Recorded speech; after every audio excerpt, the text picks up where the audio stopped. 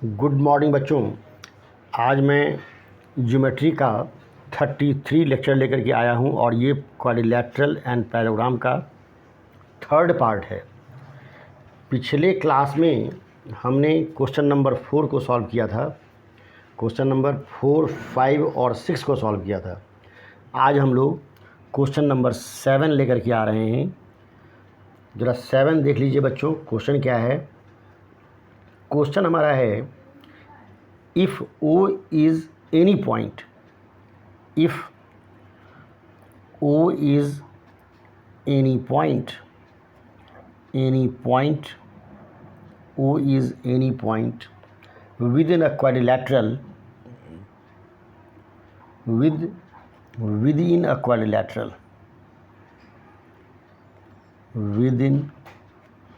within a quadrilateral ABCD, quadrilateral ABCD, so that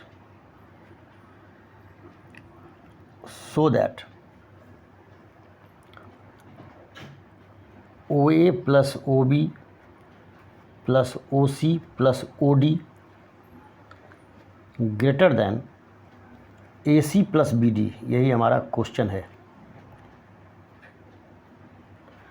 देख लीजिए बच्चों, पहले मैं एक डायग्राम बना लेता हूँ। इसको थोड़ा सा ध्यान से देखिए। और ये हमारा A है, ये हमारा B है, ये C है और ये D है। एनीवेयर, कहीं भी एक पॉइंट है हमारा, ये हम ले लेते हैं। एक पॉइंट हम यहीं पर ले लेते हैं। ये पॉइंट हमारा O है,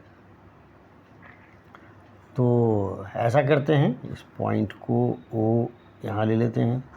इसको ज़रा सा मिला दीजिए, इसको मिला दिए, इसको ज्वाइन कर दिया हमने, फिर इसको हमने ज्वाइन कर दिया, ये हमने ज्वाइन किया और फिर ये हमने ज्वाइन कर दिया इससे। ठीक है बच्चों, अब एक काम और करते हैं। ये जो डायगोनल है, इस डायगोनल को हम मिला देते हैं। ए और सी जो हमारा डायगोनल है, इसको हम ज्वाइन कर देते हैं और बी और डी जो डायगोनल है, इसको भी हम ज्वाइन कर देते हैं। ठीक है बच्चों, ये हमारा AC और BD ज्वाइन को हमने ज्वाइन कर दिया। अब जरा सा देख लीजिए, सॉल्यूशन की ओर तरफ हम लोग आ रहे हैं। सॉल्यूशन में हमारा पहले वही काम करेंगे, पहले जो गिवन है उसको डाल देंगे। गिवन हमारा है O is any point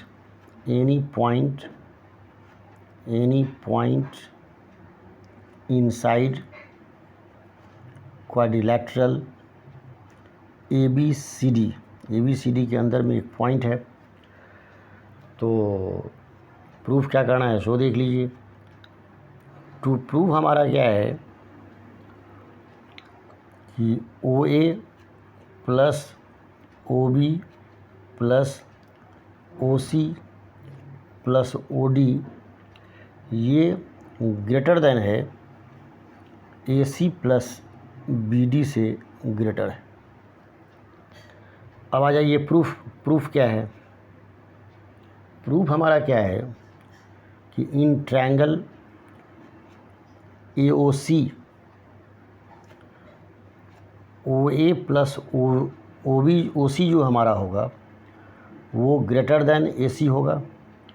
और फिर आ जाइए इन ट्रायंगल BOD, इसमें क्या होगा हमारा OB plus OD greater than BD होगा।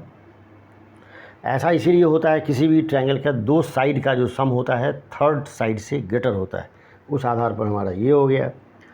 अब क्या करते हैं, ये फर्स्ट और सेकंड इस दोनों को ऐड कर देते हैं। एडिंग फर्स्ट एंड सेकंड यहाँ लिख लेते हैं।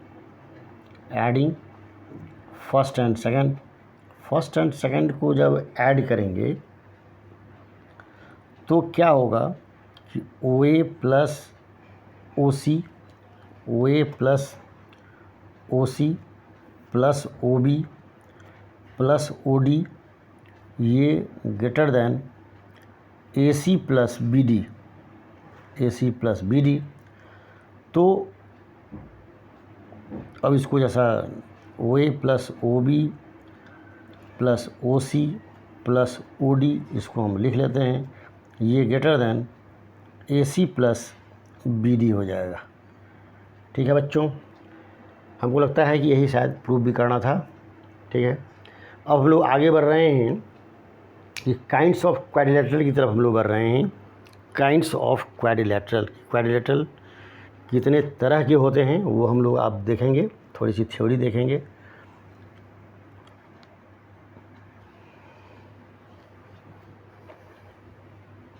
थोड़ी थ्योरी हम लोग देख लेते हैं।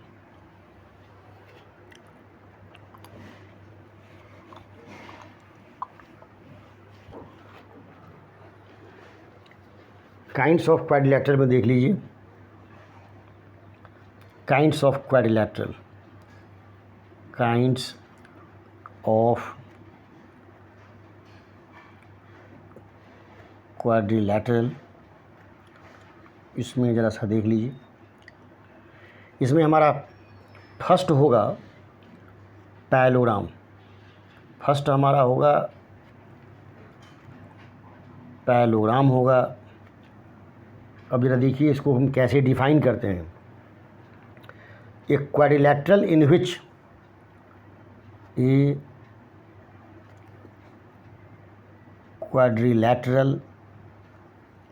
quadrilateral in which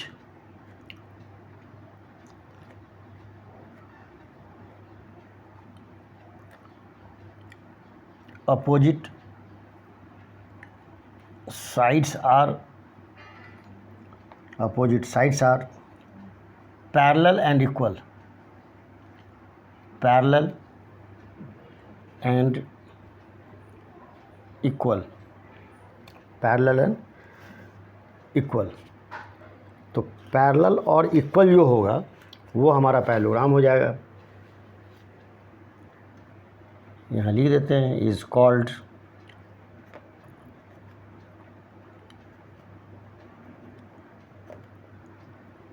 parallelogram, is called parallelogram. एक फिगर बना देते हैं पैरेललोग्राम का, एक पैरेललोग्राम का एक फिगर बना देते हैं, एक फिगर बना देते हैं पैरेललोग्राम का। हाँ, अब ज़रा देखिए, ये ए हो गया, ये बी हो गया, ये सी हो गया, ये डी हो गया। अब इसमें क्या होगा कि ए बी पैरेलल हो जाएगा सी डी के, और ए बी जो है वो सी डी के इक्वल भी होगा, और फिर ए डी जो होगा वो पैरेलल होगा बी सी के, और ए डी जो है वो इक्वल भी हो जाएगा बी सी के। यही हमारा पैरेललोग्राम है। क्वेश्चन नंबर 2 देख लीजिए। तो ये काइंड्स ऑफ क्वाड्रिलेटरल का सेकंड पार्ट, माने सेकंड देख लीजिए। इसमें एक रेक्टेंगल भी हमारा है, रेक्टेंगल। रेक्टेंगल में क्या हो जाएगा कि a parallelogram having each angle 90 degree, माने रेक्टेंगल में क्या होता है, ईच एंगल 90 डिग्री होता है, और एडजेसेंट साइड्स जो होता है वो डिफरेंट लेंथ का होता है। अब हम लिख लेते हैं, a parallelogram, a parallelogram having each angle 90 degree, having each angle 90 degree, each angle 90 degree होगा, and adjacent sides are, and adjacent sides are different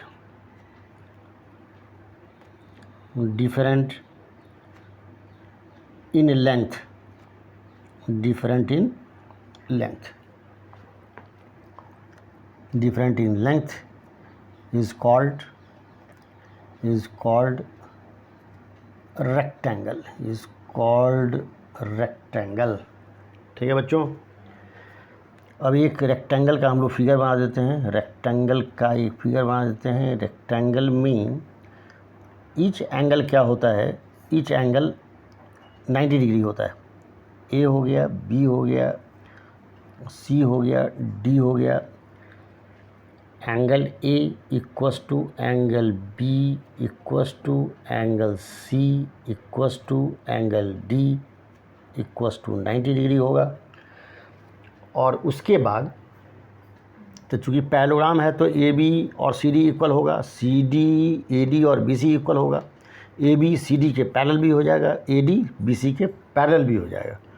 ये तो होगा ही, ये तो फाइनल है। A B parallel C D, A B equals to C D, और फिर A D parallel हो गया बी सी के, और फिर ए डी जो है वो इक्वल हो गया बी सी के हो गया। और एक बात और क्या है कि इसमें ए बी और बी सी इक्वल नहीं होगा। A B equals to not B C के इक्वल नहीं होगा।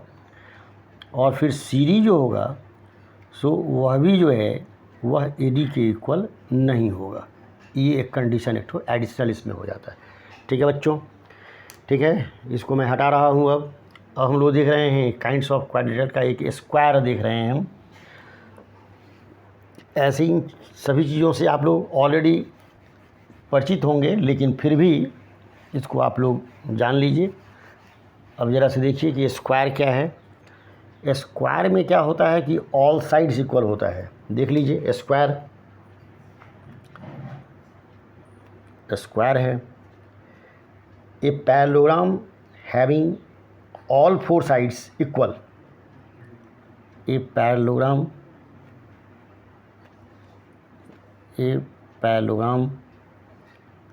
Having all sides, all four sides कर देते हैं, all four sides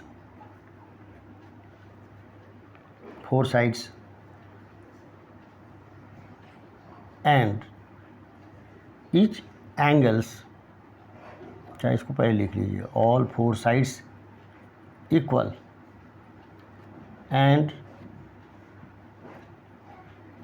each angles measure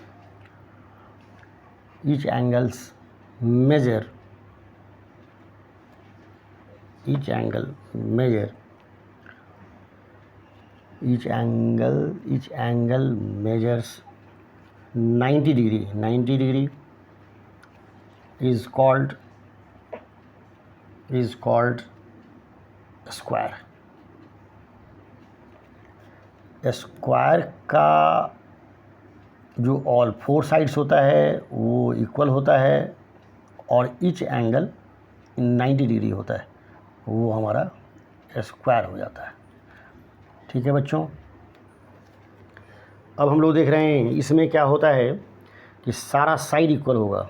A B equals to B C equals to C D equals to A D होगा, और उसके बाद angle A equals to angle B equals to angle C equals to angle D, ये हमारा जो है सो 90 degree हो जाता है। ठीक है बच्चों, अब हम लोग देख रहे हैं, अब नेक्स्ट जो हमारा शेप होगा वो हमारा होगा रोम्बस होगा। रोम्बस में क्या होता है कि वो रोम्बस भी एक पैरेललोग्राम है, उसमें ऑल फोर साइड्स इक्वल होता है और डायगोनल एक दूसरे को 90 डिग्री पर कट करता है। अब देख लीजिए, ए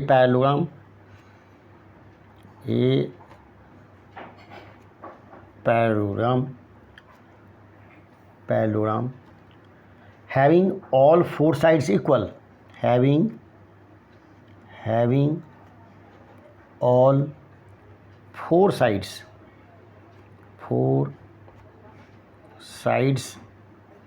having all four sides equal and diagonal bisect each other and diagonal bisect each other at 90 degree. वो हमारा क्या हो जाएगा, इज कॉल्ड, ये हमारा रोम्बस हो गया, अब देख लीजिए, ईच साइड तो इक्वल है, ईच साइड इसका इक्वल होगा और इसका जो डायगोनल है, ये डायगोनल एक दूसरे को 90 डिग्री पर कट करता है, 90 डिग्री पर कट करता है। अब जैसा देख लीजिए, ये ए है, ये बी है, ये सी है, ये डी है, ये हमारा ये हो गया। तो क्या क्या हो गया, ये हो गया A B equals to B C equals to C D equals to A D हो गया। और उसके बाद angle A O B equals to angle B O C equals to angle C O D equals to angle A O D, ये हमारा हो जाएगा 90 degree हो जाएगा। ठीक है बच्चों, अब हम लोग एक अगले शेप की तरफ हम लोग बढ़ रहे हैं। इसको हम लोग इरेज कर रहे हैं, हटा रहे हैं, इसको हटा रहे हैं, इसको हमने हटा दिया। और नेक्स्ट शेप जो हमारा है वो हम लेकर के आ रहे हैं, काइट लेकर के आ रहे हैं। काइट में क्या होता है कि जो एडजेसेंट साइड्स होता है, काइट में एडजेसेंट साइड जो होता है वो इक्वल हो जाता है, एडजेसेंट साइड इक्वल होगा।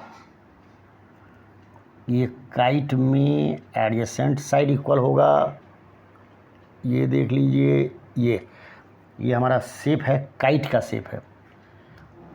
इसमें क्या होता है कि एडजेसेंट साइड इक्वल होता है, ए बी सी और डी, ठीक है ना।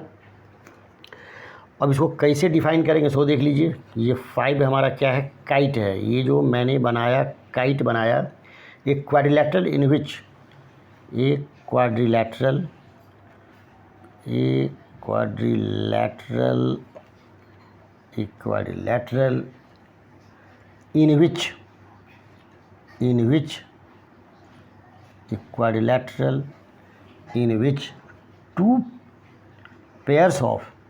in which two pairs of adjacent sides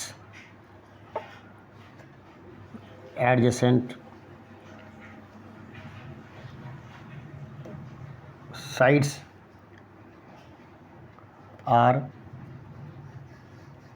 equal is called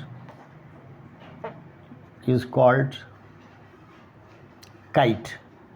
इसको हम काइट बोलते हैं। इसमें क्या होता है, एडजेसेंट साइड इक्वल हो जाता है, मतलब ए बी ए डी के इक्वल होगा और बी सी वो सी डी के इक्वल हो जाएगा। ठीक है बच्चों, अब नेक्स्ट देख रहे हैं हम लोग, ट्रैपीजियम देख रहे हैं, ट्रैपीजियम देख रहे हैं।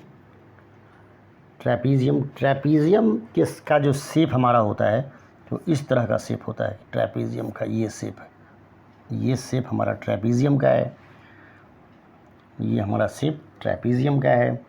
तो इसमें ए बी सी और डी है।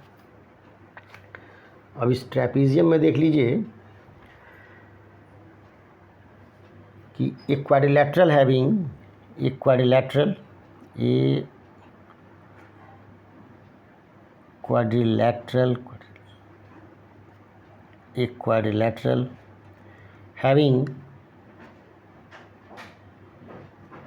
having one pair of opposite sides are one pair of opposite sides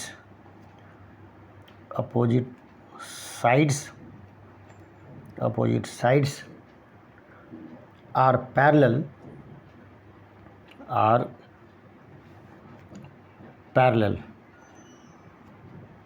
is called trapezium.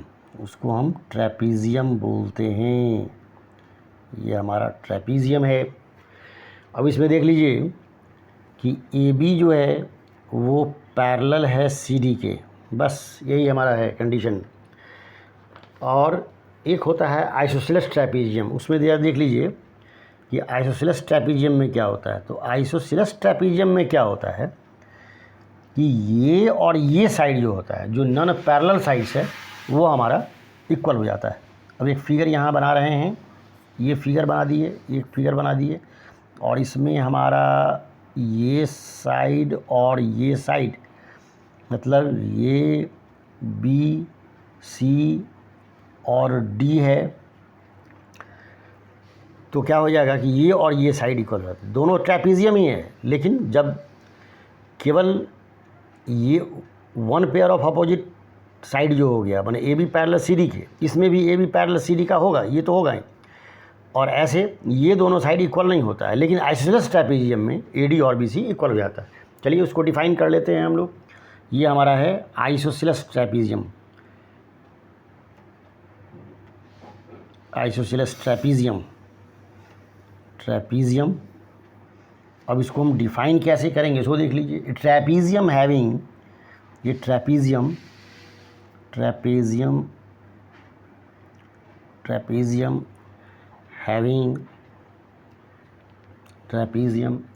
having non-parallel sides, non-parallel sides equal is called isosceles trapezium। Isosceles trapezium हो जाएगा। ठीक है बच्चों, इसमें हमारा A B parallel C D तो होगा ही, और साथ साथ ए डी और बी सी भी हमारा इक्वल हो जाएगा। ठीक है बच्चों, थोड़ा सा अब आगे बढ़ रहे हैं हम लोग। ये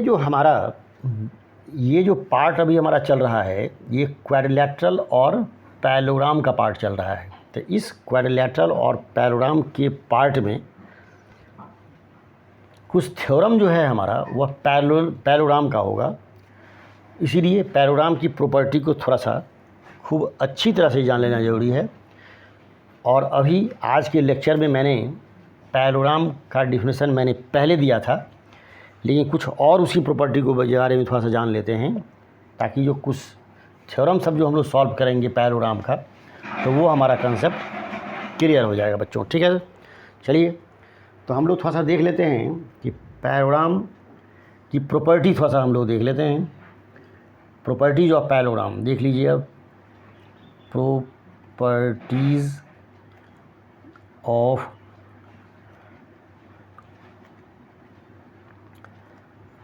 पैरेललोग्राम, एक चीज़ देख लीजिए थोड़ा सा, एक फिगर हम थोड़ा सा बना देते हैं। ऐसे तो पैरेललोग्राम का कितना फिगर हम लोग बना चुके हैं, लेकिन एक फिगर हम लोग पहले बना लेते हैं ताकि कंसेप्ट आपका क्लियर हो जाएगा, है ना। ठहरिए स्लिप कर रहा है ये।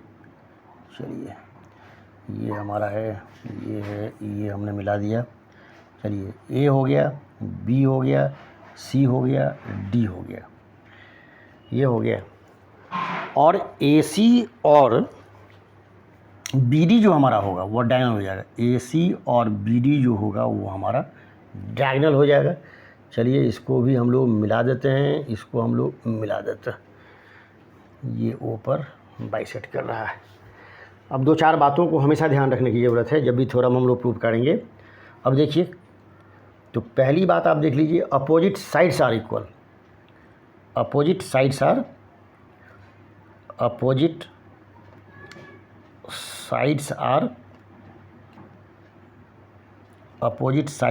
इक्वल। ठीक है, उसके बाद opposite sides are parallel, opposite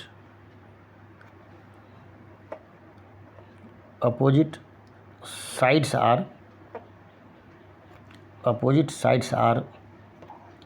parallel,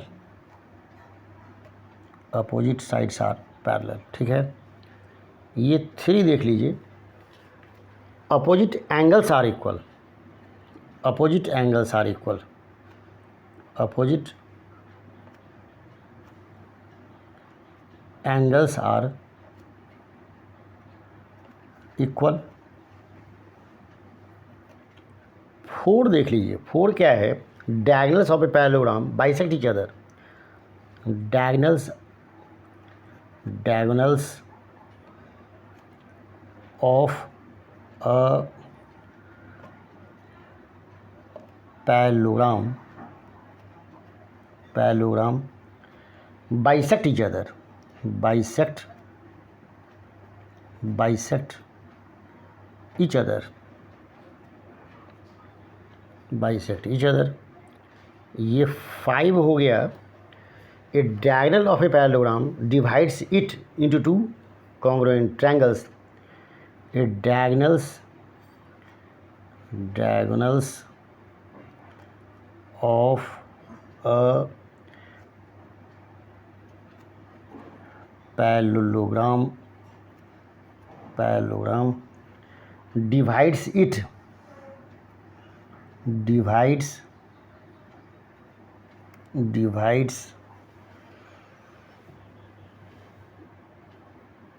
diagonal of a parallelogram, diagonals कर देते हैं, डायगोनल्स ठहरिए डी हटाइए यहाँ से,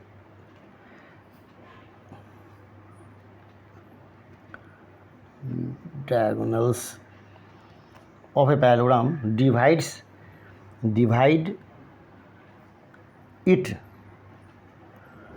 into 2 congruent triangles, into two congruent triangles,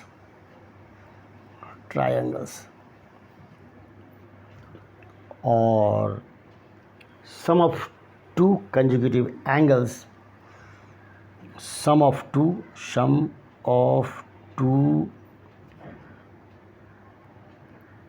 consecutive angles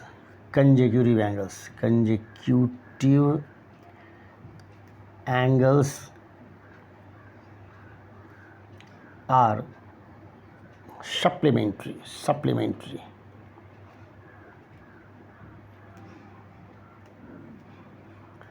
अब बच्चों एक चीज़ को जान लीजिए, अपोजिट साइड्स आर इक्वल। इसमें अपोजिट साइड हमारा ए बी और सी डी है, और बी सी और ए डी है। तरह से यहाँ पर लिख देते हैं थोड़ी सुविधा के लिए।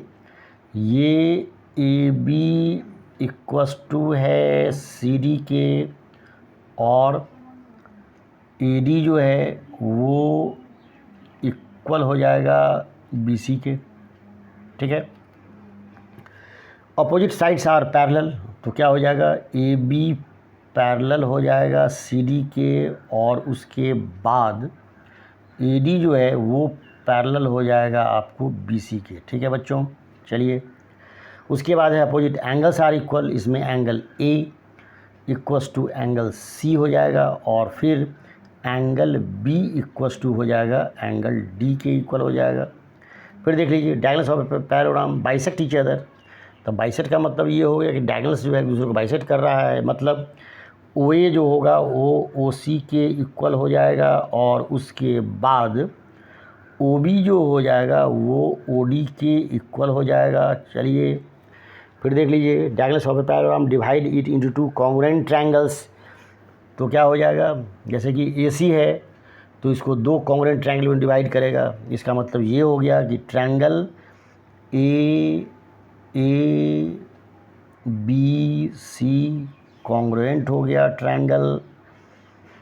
ट्रायंगल ए सी डी के। चाहे अगर बी डी डायगोनल लेते हैं तो हमारा हो जाएगा triangle A B D congruent हो जाएगा ट्रायंगल